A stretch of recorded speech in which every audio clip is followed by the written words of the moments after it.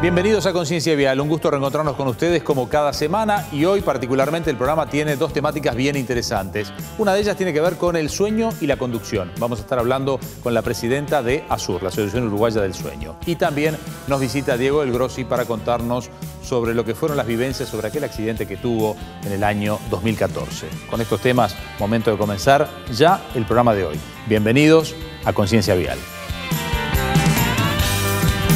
Presentan este espacio empresas con responsabilidad vial. Cardiomóvil, un vecino médico. Punta Tracking, monitoreo satelital de vehículos. COPSA, Línea Este. Hotel Cristal Tower. Mariño Rentacart. Sanatorio Mautone. Automóvil Club del Uruguay. Julio Selman. De Marco, transformamos tu espacio. Intendencia de Maldonado. Construyendo futuro. Y UTE, la energía que nos une.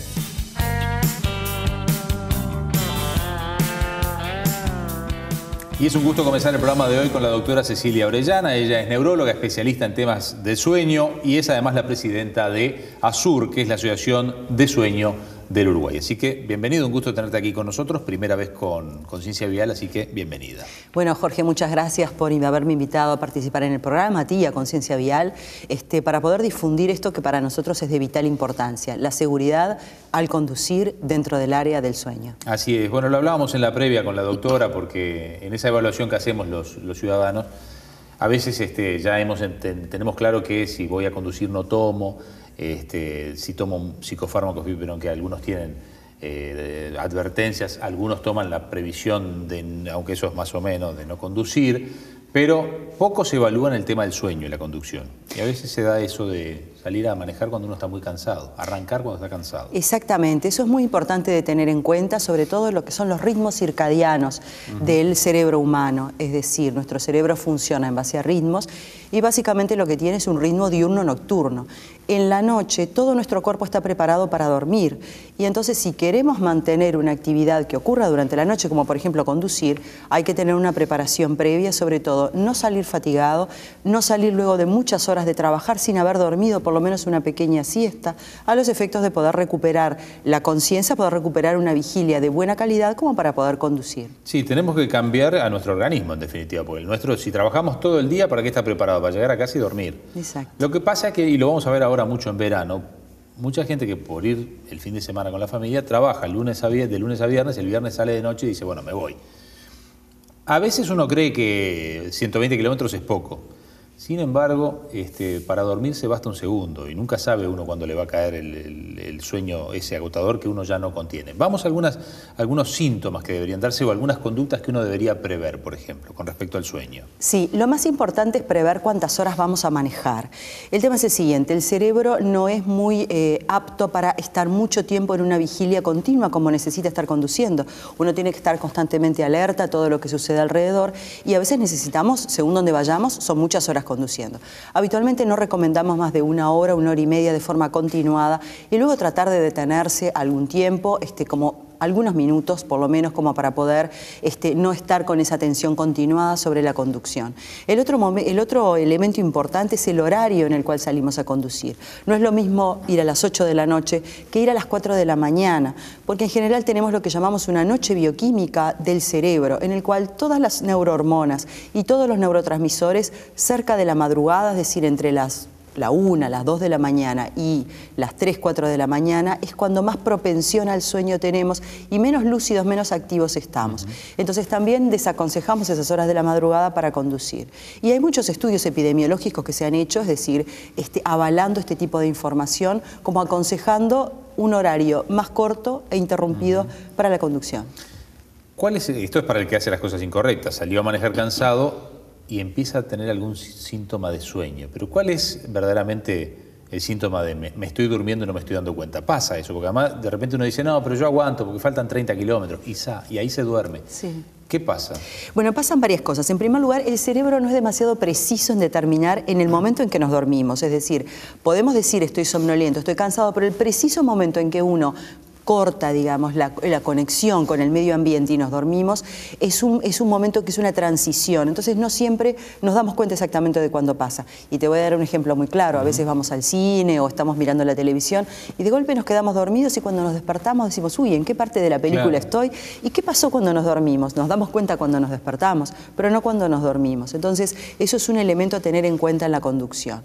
Los síntomas principales de estar somnoliento son tener los ojos pesados, sentimos como que se nos cierran, que el parpadeo es más lento. Otro elemento importante es la flexión de la cabeza se flexiona porque nuestro tono muscular empieza a cambiar cuando nos dormimos y también, por supuesto, tener la sensación de que tenemos ganas de dormir. No ver lo que pasó en la carretera en los últimos kilómetros, por ejemplo, teníamos que ver un kilometraje o el nombre de algún balneario. Esa sensación de que cómo llegué hasta acá. Cómo llegué hasta acá.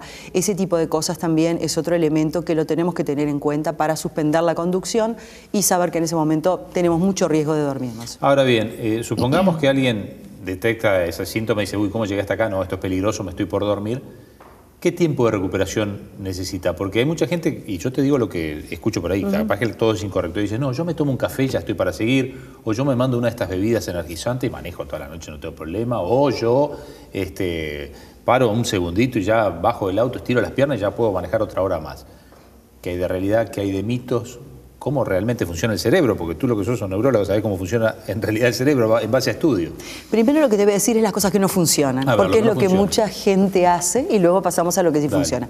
Lo que no funciona, por ejemplo, es abrir la ventanilla, decir, tengo aire frío o prendo el aire acondicionado, tengo aire frío en la cara y eso me va a despertar. O llevo un acompañante, hablo con mi acompañante y eso me va a despertar. Otra gente dice, masco chicle o de repente prendo a todo volumen la música y eso me va a despertar. En realidad sí despierta, pero el efecto es muy breve. Nuestro cerebro se acostumbra rápidamente y otra vez tenemos somnolencia al poco tiempo. Entonces, ¿qué es lo que sí es eficaz? Lo que sí es eficaz es detener el coche cuando tenemos una somnolencia que vemos que no podemos vencer, un tiempo que nos permita, en algún lugar seguro, que nos permita hacer una pequeña siesta. Una pequeña siesta pueden ser de 10 a 20 minutos.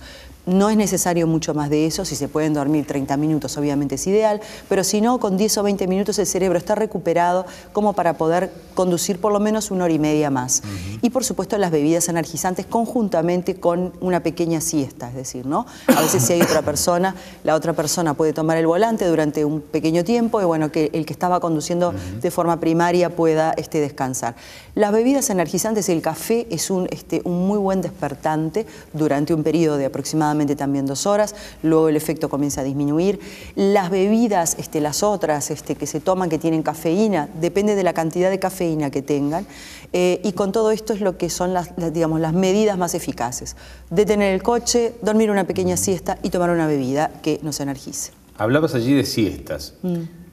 Esto es para puntualmente alguien que hace ruta y dice, bueno, estoy cansado, me voy a recuperar y sigo un poco más. Ahora, el problema es que hay algunos conductores profesionales que trabajan en esto que toman como descanso esas pequeñas siestas. Entonces son, no pongamos a nadie de ejemplo para no estigmatizar a nadie, pero transporte de carga, ni que hablar, que lo hemos escuchado y ha habido varios siniestros de choferes que terminan al costado de la ruta porque mientras le cargan, duerme, maneja, mientras le descargan, duerme, maneja, pero a veces está 2 días sin ver una cama, sin verlo sentado.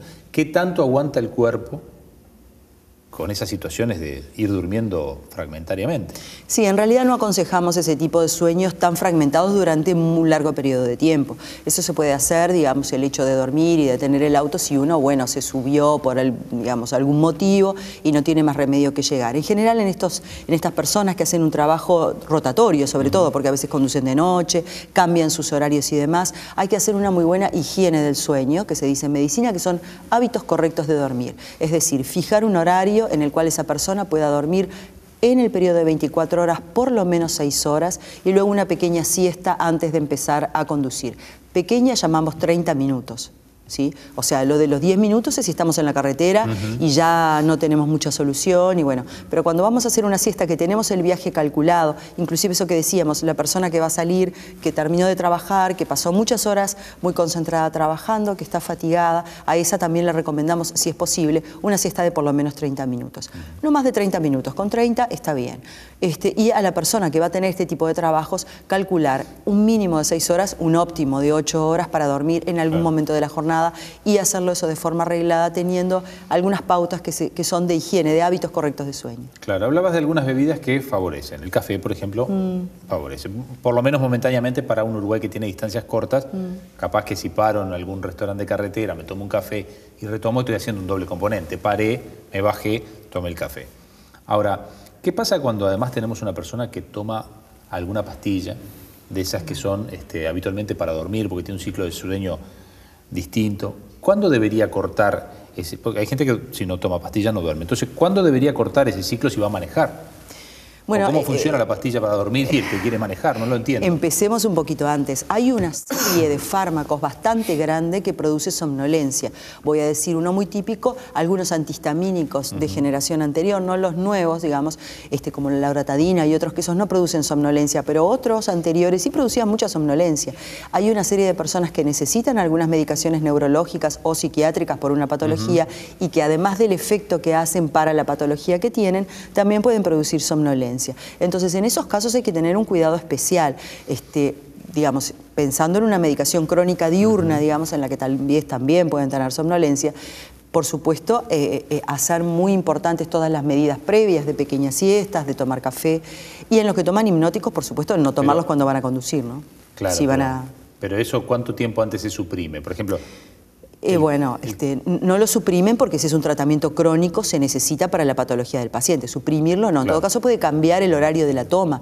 Es decir, si sabe que es una medicación sedante, la tiene que tomar en la noche, va a manejar en la noche, tal vez puede espaciar un poco la toma, según si va a manejar un par de horas, digamos, en lugar de tomarlo antes de salir a conducir, de repente lo puede tomar al llegar al lugar y sabe que si experimenta somnolencia ya está en un lugar seguro, o tomarlo más temprano esperando, que a veces la somnolencia es uno de los síntomas adversos o colaterales, digamos, que se expresa antes, y en ese caso tratar de manejarlo de esa manera, ¿no? Es muy variable, es muy individualizado, cada paciente debería consultar a su médico antes de, digamos, emprender viajes prolongados conduciendo. Igual preguntándote en generalidad, ¿qué pasa con esa gente que tiene como apneas y que duerme muy mal toda la vida? Es decir, todos los días duerme muy mal. ¿Qué pasa con esa gente y la conducción y el sueño que le puede producir en la carretera? Ese es un elemento muy importante, porque muchas veces tú nombrabas a las personas que hacen, los transportistas, los que hacen transportes de larga duración. Esas personas tienen también una vida muy sedentaria, es decir, están muchas horas atrás del volante, no cumplen con una dieta adecuada, están un poco obesos, y eso favorece la presencia de las apneas del sueño. Las apneas del sueño son detenciones respiratorias de más de 10 segundos por definición, que ocurren por lo menos más de 5 veces por hora de sueño, y en casos severos más de 30 veces ocurren estas detenciones por hora de sueño. Cada vez que se detiene, medio que se despiertan. Ese es Cada vez que se detiene, después de que pasa un determinado tiempo, el cerebro no soporta la baja de oxígeno, porque la persona no respira, entonces hay un despertar breve, que a veces el paciente no es consciente. No, claro, el paciente ronca, el que lo escucha es la señora, en general si es un caballero, les está roncando mucho o estás deteniendo la respiración, pero el paciente no es del todo consciente de que esto está ocurriendo, digamos. Pero sí nota los efectos al otro día, y sobre todo uno de los síntomas más clásicos de las apneas del sueño es la somnolencia diurna excesiva, es decir, durante el día están muy somnolientos y esto puede ocurrir en cualquier momento, pero en tareas monótonas y repetitivas como conducir, de repente en una carretera al sol o de repente en el crepúsculo, es decir, hay momentos en los cuales la monotonía también de conducir lleva a que todavía la somnolencia sea más importante, ¿no? Entonces, realmente en estos pacientes lo que se trata de hacer es una profilaxis, ¿no? Una prevención, y tratar de decirle, bueno, si lo escucharon roncando, si usted de mañana se levanta y está muy fatigado, si está con sobrepeso, si tiene la boca seca, que es otro síntoma que ocurre frecuentemente en los pacientes con apneas del sueño. ¿Durante el día? Cuando se despiertan o en la noche, si se levanta muchas veces a orinar, y sobre todo si lo han escuchado roncando y deteniendo la respiración, que es, digamos, lo más frecuente. En esos casos aconsejamos que consulten con su médico para realizar un estudio que determine si tiene apneas o no y tratarlas, sobre todo. Claro, un paciente tratado está normalizado, es decir, se corrige de forma muy importante la fatiga nocturna y por lo tanto no tiene consecuencias diurnas, ¿no? Bueno, en la corrección de esa fatiga nocturna, a veces es con fármacos, es con pastillas. ¿Para las apneas del sueño? Sí, no importa. En el ejemplo que te digo que hay gente que le mandan, no quiero lo técnico porque es muy puntual y no quiero entrar en tu terreno, pero lo desconozco además. Sí. Esa gente que no puede dormir y que te cuenta que vive en base a pastillas para dormir. Sí. ¿Qué pasa con esa persona y la conducción? Porque uno dice, ¿cuándo perdió el efecto de esa pastilla? ¿O ¿O es más propenso a dormirse manejando que el que no toma pastillas? Por ahí va la pregunta. Claro, eso es importante. No es muy técnica la pregunta como te la realicé. Está clarísima. Pero... No, muy bien. La respuesta es la siguiente. Depende del fármaco que tome. Es decir, ¿por qué depende del fármaco que tome? Porque actualmente hay hipnóticos de vida media corta e intermedia, en el cual pueden llegar a durar entre 2 a 4 horas la vida media, a 6 horas. En el momento en que el paciente se despierta, ya no queda fármaco en la sangre o hay muy poco, o sea, solamente sirven durante el tiempo de sueño. Pero hay otros fármacos que además de ser hipnóticos son de amplio espectro, de repente son ansiolíticos, también relajantes musculares, de la clase más importante son las benzodiazepinas, que son muy frecuentes de administración en los pacientes, que de repente las dan con otras indicaciones, no solamente para dormir, sino como ansiolíticos, y que en ese caso muchas de esas tienen vidas medias muy prolongadas. ¿Qué significa? Que el paciente la toma ahora, pero la tiene durante 24 horas en la sangre. Claro. Entonces, por más de que obviamente en el principio, tal vez o al comienzo de la acción o cuando llega a su pico de vida media es cuando más efecto tiene, luego a pesar de que no tenga tanto efecto hay algo todavía en la sangre residual que puede darle una, digamos, propensión a estar más cansado, más somnoliento, menos atento. Así que en realidad a tu respuesta depende de qué fármaco tome. Claro. Bueno, eso deberían consultarlo con su propio médico. Absolutamente. Sobre todo lo que nosotros recomendamos es no automedicarse en estos casos, sino consultar con el médico que va a poder determinar qué tipo de insomnio, si es que se trata de un insomnio, tiene el paciente, si se trata de una apnea del sueño, darle el tratamiento correcto que no es farmacológico, es con un equipo que se llama CPAP, u otras formas, hay otras formas con otros dispositivos, dependiendo del grado que tenga de apneas, pero sobre todo no automedicarse y consultar con el médico. Sí, me imagino que en ASUR, que es la Asociación del Sueño del Uruguay, el énfasis clínico está puesto en los problemas del sueño, no solamente en lo de seguridad vial. Pero ¿cómo es que empiezan a estudiar estos temas y vincularlos al tema de seguridad vial? Obviamente que me imagino que porque habrán encontrado que en las estadísticas algunos de los siniestros tenían que estar vinculados al sueño, porque en realidad es difícil tipificar, se puede tipificar como error humano, pero es difícil que se tipifique como sueño o se durmió, salvo casos evidentes donde uno dice no se puede haber ido para afuera en esta recta, salvo que se haya dormido. Pero hay muchos siniestros que se deben dar por efecto del sueño, capaz que ustedes hicieron un estudio y los pueden cuantificar, pero en lo que es el trabajo que llega a nosotros es muy difícil, que pueden estar vinculados al tema del sueño, pero que pasan desapercibidos porque error humano. Claro. ¿Cómo lo manejan ustedes y qué información tienen? Dijiste varias cosas durante varias preguntas, digamos, sí, incluidas en una. Primero, ¿cómo ASUR, como la Asociación de Sueños, se interesa por esto? ASUR es una asociación científica sin fines de lucro. Básicamente lo que hacemos es difundir, tanto a nivel científico como a nivel de público en general, todos los temas referentes al sueño.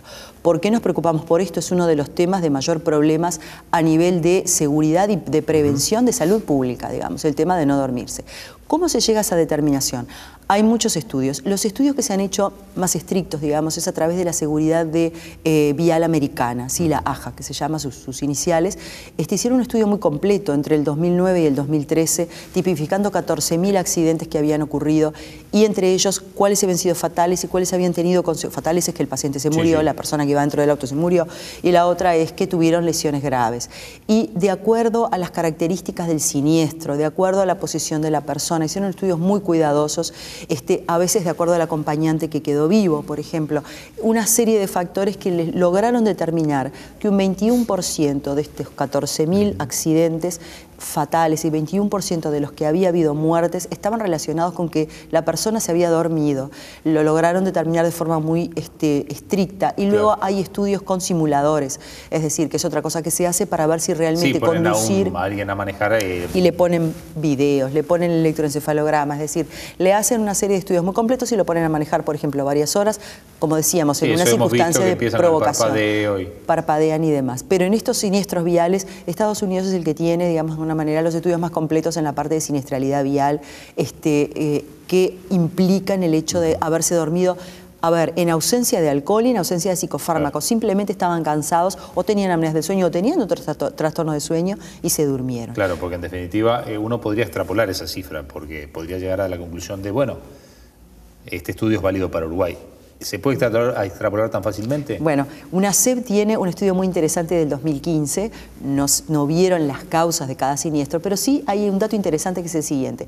En los accidentes ocurridos en 2015, la mayoría de accidentes, un 35%, ocurrieron en los fines de semana y sobre todo en los horarios de la madrugada, del sábado y del domingo. Es el ciclo que tú hablabas hoy. Exacto. No es que podamos decir que sea la única causa, que se hayan dormido porque estaban muy fatigados y era la madrugada, pero obviamente pensamos que esto juega un rol muy importante, porque en el fin de semana podrían haber conducido y seguramente condujeron a esas personas en otros momentos y sin embargo no hubo accidentes viales con tanta, digamos, con un porcentaje tan importante y tan aumentado a ese nivel. Es por eso que nosotros en realidad nos comunicamos con UNACEP, que tuvieron una muy buena recepción a nuestras propuestas, llevamos una propuesta, sobre todo para la prevención, ¿no? Que es lo que más nos interesa, prevenir este tipo de problemas, informar a la población y prevenir esto, sobre todo en el caso, por ejemplo, de las apneas del sueño o de otros trastornos del sueño que pueden haber quedado no diagnosticados, poner énfasis en que cuando se hace el carnet de conducir, por lo menos le pregunten,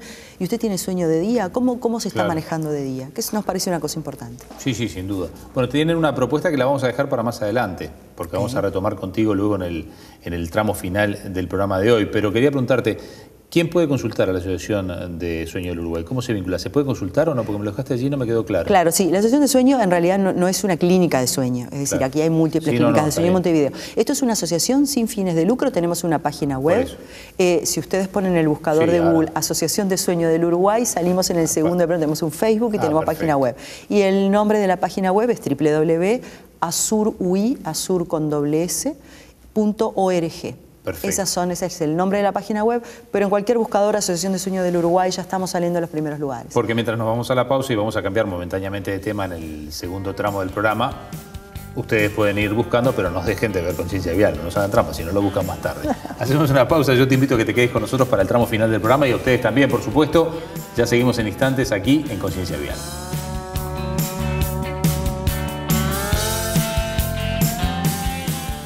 Todos tenemos un vecino que, si tenés un problema, lo llamás. Se va para tu casa y mientras va en viaje, te tranquiliza, te dice lo que tenés que hacer, te conoce a tus hijos, te da tranquilidad y seguridad. Porque le tenés mucha confianza. En Maldonado, todos tenemos un vecino médico.